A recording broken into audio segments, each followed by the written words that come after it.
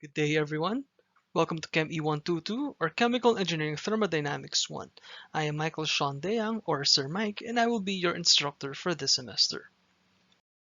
Okay, so before we proceed to the discussion of actual ChemE 122 topics, let's have a quick flashback on your first year in chemical engineering. Okay, so from your ChemE 101, in your first year, first semester, you have discussed the following. So basic units and dimensions, your knowledge of process variables, conversion of mass to volumetric flow rates and vice versa, conversion of mass and molar flow rates and vice versa, and ideal gas mixtures. Next, from the second long exam in ChemE 101, you have discussed mass balance involving single unit operations. You've also discussed the mass balances involving multiple unit operations. And then, you've also discussed the mass balance of a single reactor in the third long exam and the mass balance in any reacting process. And then from your Chem E102 during your second semester, you have discussed the quantification of all process variables, in particularly temperature, in all the energy streams, and the calculation of all the utility consumption found in your system. So for example, you have these unit operations, all your heat transfer equipment. So you have determined the required cooling and heating duties. And with the cooling and heating duties, you have calculated the required cooling utility consumption. So how much steam is required to boil this particular set of chemical species, or how much cooling water or cooling fluid is needed to fully condense a particular system. So this is an example of a heat exchanger, in particularly a double pipe heat exchanger. And then you have also calculated the ideal power requirement for fluid motive devices. So how much energy is required to bring this fluid from one point to the next point. So using your mechanical energy balances. So this is an example of a pump. This is a schematic diagram. And last, you have also calculated energy balances involving chemical reactions.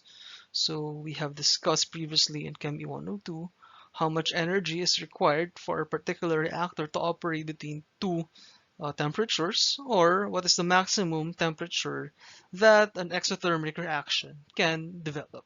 Okay, this is particularly needed for combustion or furnace reactions. And lastly, for Chem 102, you have performed combined mass and energy balances. So that is Chem E101 and Chem E102. What is now there to expect here in Chem E122? Okay, so Chem E122 is divided into four main parts. The first part is the energy analysis of thermodynamic systems using the first law of thermodynamics. The second part now is the second law of thermodynamics, which deals with the entropy analysis of thermodynamic systems. So an example of a thermodynamic system is this hypothetical process path from state 1 to state 2. And using the first two laws of thermodynamics, we can calculate the total energy change and total entropy change of this system. And using these two concepts, we can now expand our analysis to actual power production, refrigeration, and liquefaction cycles commonly found in the chemical process industries. And last but not the least are calculations and deviations of processes from ideal gas behavior. So for example, you recall in your 101 and 102, puro tayo ideal gas calculations, and even in the first three parts of ChemE 122. But for the last part, we will now analyze how would our process differ if we don't assume ideal gas behavior, in particularly for high pressure applications, which are commonly found in most chemical process industries. So an example of a deviation are your equations of state. So this particular equation of state is not an ideal gas, if you take a look at it. So ideal gas, PV is equal to RT, but this is an example of a cubic equation of state, which we will be discussing in the last part of Chem E122.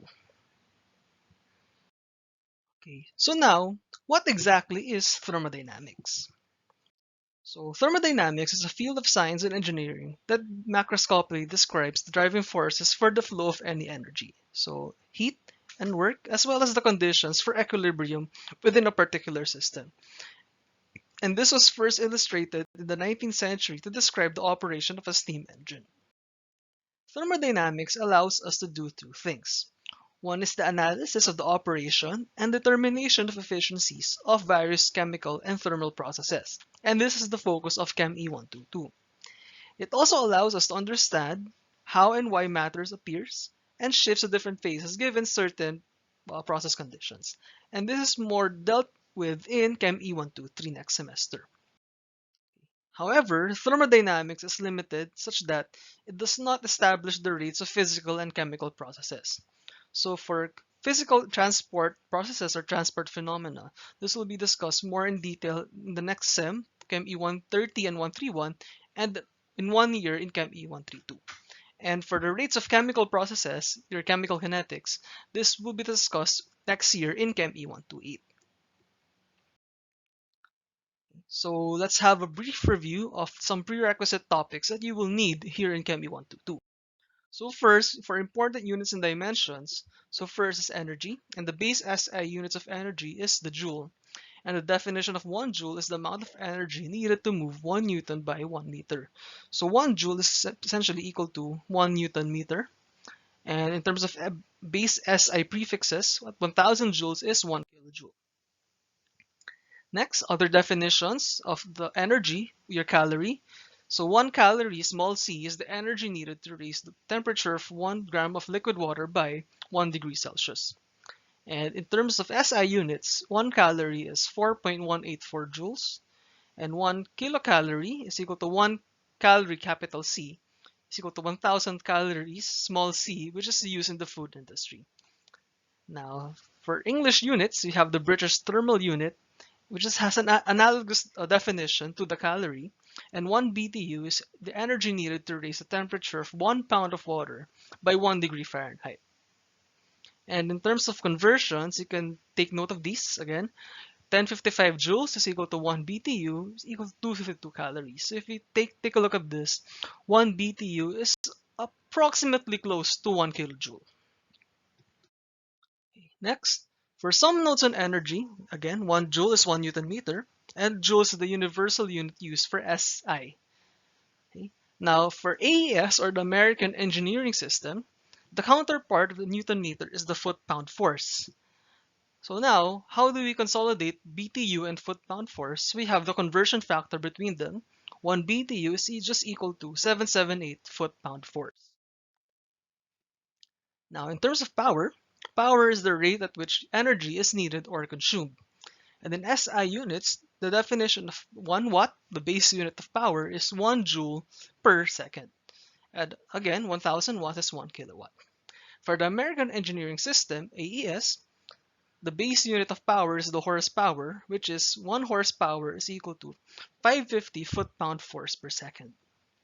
And 1 horsepower is equal to 0.746 kilowatts. So this is the usual conversion used from AES to SI for power units. All right. So Chem E122 deals with the analysis of thermodynamic systems, and these thermodynamic systems most often contain fluids. So you have to discuss now what are the properties of these fluids and how these affect the changes in our system. Okay, so first we have our total and specific properties. Okay, for our notation, a total property is m raised to t, and m is any specific property, which is just a total property per unit mass or unit mole in some cases. And the total property is equal to the specific property times the amount of substance, either in mass or in moles. So for example, our total volume, V raised to T, is usually expressed in cubic meters, and the specific or molar volume, capital V, is usually expressed in cubic meter per kilogram or cubic meter per kilomole. In relation to the total property and the specific property, we can also define our extensive variables and our intensive variables. Our extensive variables are properties dependent on the amount of substance, in particular here, the mass, the moles, and of course the total volume of any system. And the intensive variables are independent of the amount of the substance. So these can be the specific volume or the molar volume. So to illustrate the difference between the two, consider this case. You have a space which has an initial mass and an initial volume, as well as initial temperature, pressure, and density. Now, when you divide the space into two equal parts, of course, each equal part should contain half the mass of the initial space and half the volume of the initial space, meaning when you split into half, the two spaces now contain different masses and volume compared to the original space. However, if it's just a separation and space lang yung dinivide mo, the temperature, the pressure, and the density of the species inside the space should still be constant. Meaning these two, mass and total volume, are extensive properties, and temperature, pressure, and density are intensive properties. So next, we define the difference between the state and equilibrium. Now, consider these two cases. So we have a gas residing inside the piston, and initially the gas is at 20 degrees Celsius and 1.5 cubic meters, and a total mass of 2 kilograms. It was then allowed to expand until it reached a new volume of 2.5 cubic meters, but at still the same temperature. So since this is a closed system, the mass remained constant. We can now define the state of the system such that a state is any current condition that is defined by a set of properties, whether intensive or extensive. So in this case, we have our initial state and the final state, so state 1 and state 2. Now, to describe equilibrium, consider this case. You have a slab which has different temperatures at different points. And over time, the temperature will change because of some temperature differences within the slab until an equilibrium temperature is achieved. So we can now define equilibrium as the absence of any unbalanced potentials or driving forces within the system. And for this particular scenario, our driving force for change is a temperature difference.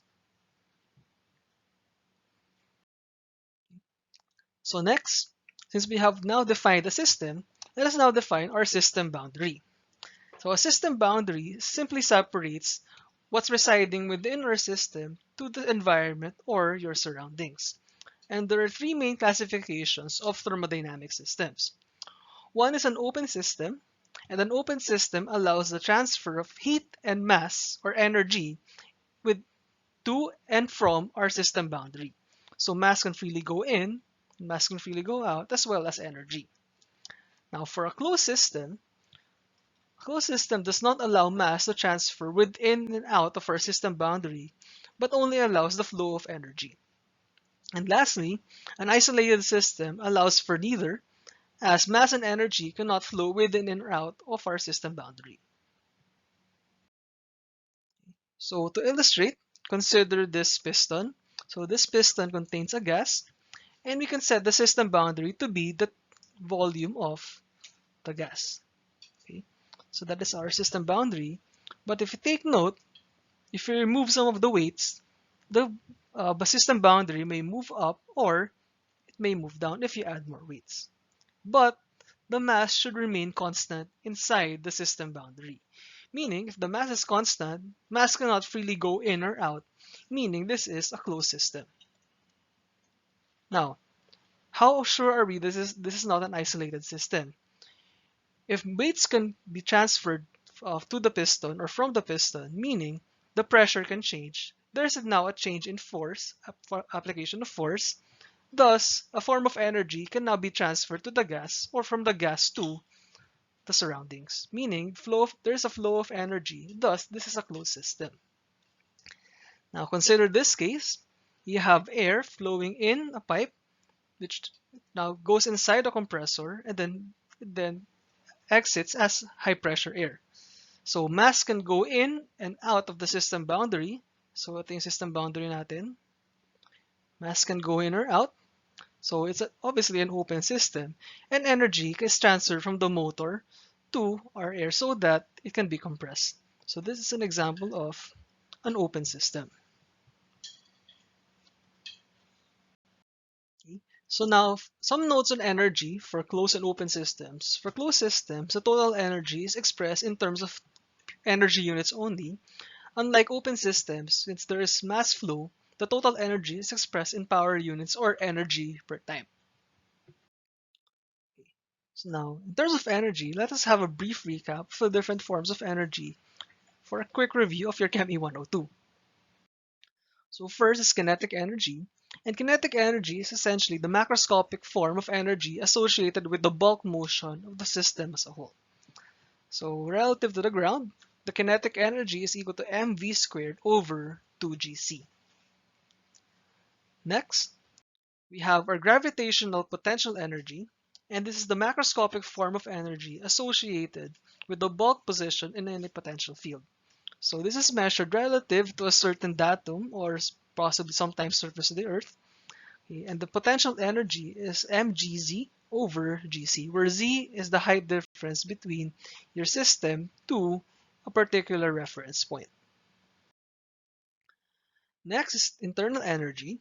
And internal energy is essentially energy associated with the motion, position, and chemical bonding configuration of the individual molecules of the substance within the system. So any movement of the molecules may be attributed to the internal energy.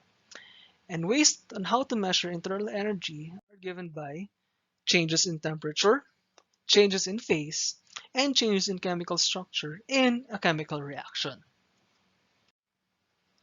So for internal energy, we will prove that later this semester that internal energy is almost independent of pressure for ideal gases and nearly independent of pressure for liquids and solids. So next, the concept of heat and work. And heat and work are simply energy interactions between our system and our surroundings. So first and foremost, heat. Heat is any energy that flows as a result of a temperature difference between a system and its surroundings. And energy or heat, in this case, will always flow from high temperature to low temperature spontaneously, never the reverse. We will prove this using the second law of thermodynamics later this semester.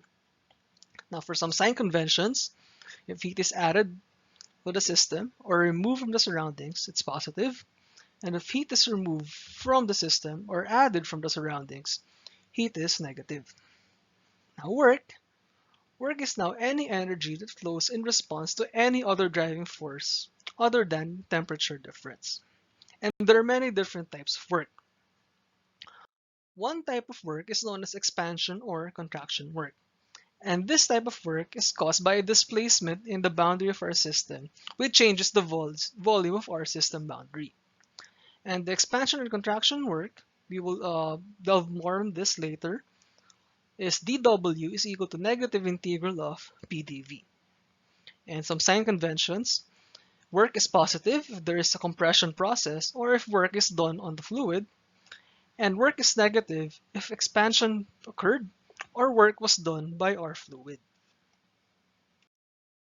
Okay, so the next type of work is known as shaft work.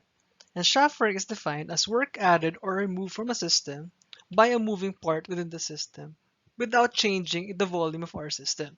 So common examples of shaft work are one, your centrifugal pumps or compressors, and a pump or compressor pushes fluids through pipes. The second type of shaft work is given by an impeller, which causes stirring or agitation in the cylinder of a fixed volume.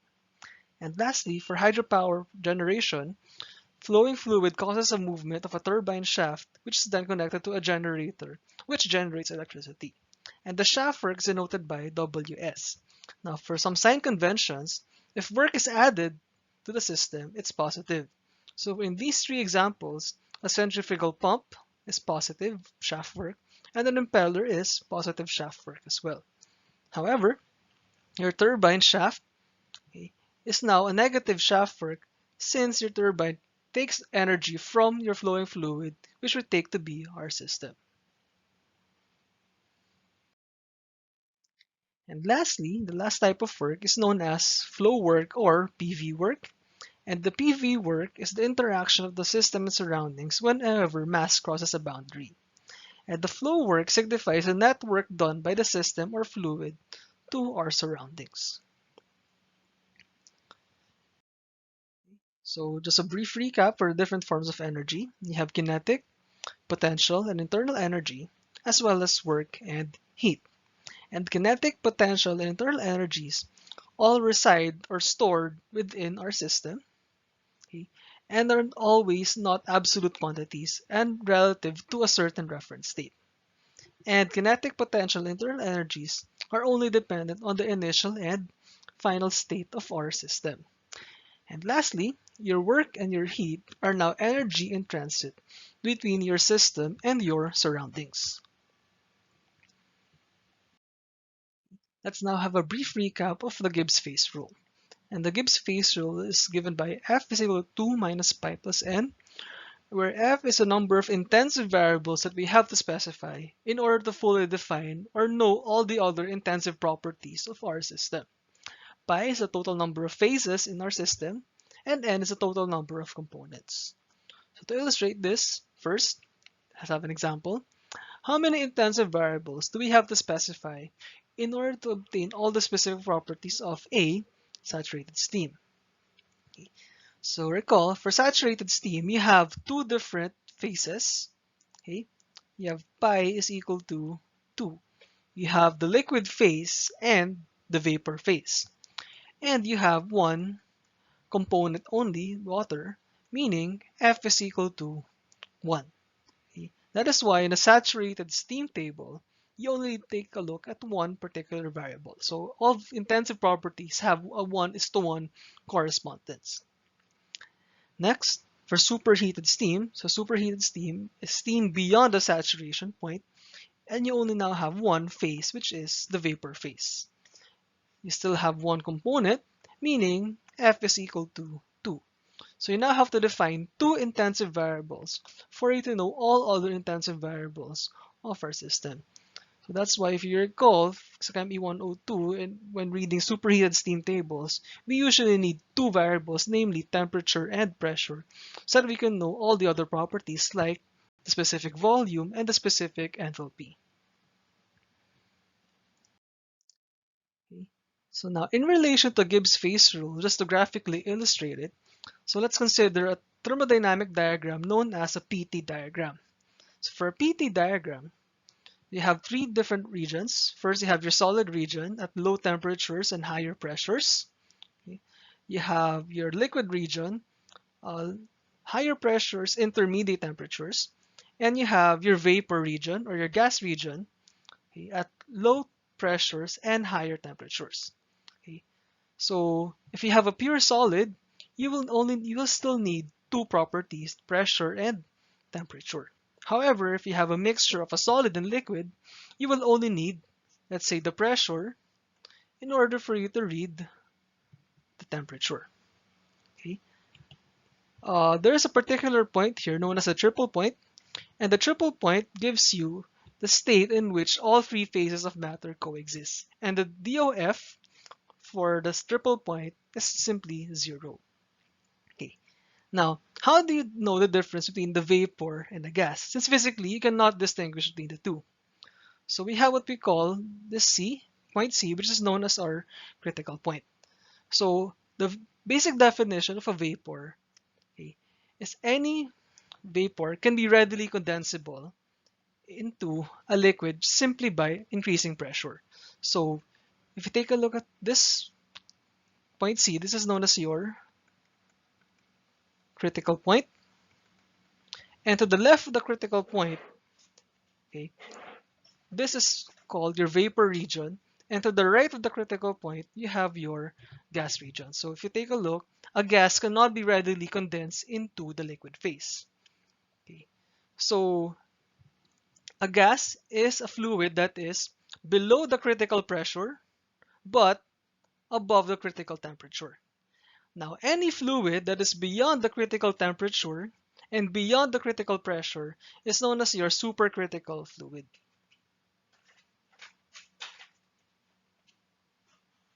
Yan. Another type of thermodynamic diagram that we have is known as a PV diagram. And if you observe this, you can see that there's what we call a phase envelope in within our PV diagram. So why is there a phase envelope? Okay. So first, take a look at what we call isotherms. So isotherms for a PV diagram look like these. So T is greater than Tc. So the again point C is known as our critical point. Yeah. Now, temperatures above Tc, your isotherms would always look like these. So ganyan lagi itsura ng mga temperature isotherms natin pag beyond the critical point. However, below the critical point, you will see that isotherms will flatten within the two-phase region. And this two-phase region from this point, okay, this point is a pure liquid and this point is a pure vapor. So this system is undergoing phase change. And recall, phase change processes occur at constant pressure yan, and constant temperature. So that is why there is a flattened region for isotherms below the critical temperature. Okay. So for a PV diagram, you will always get a phase envelope and you will get the property, in this case the vapor property, the vapor volume, and the liquid volume for a particular isotherm or a particular isobar. And that's it for this week's lecture. If you have any questions, please consult with me as soon as possible. Thank you.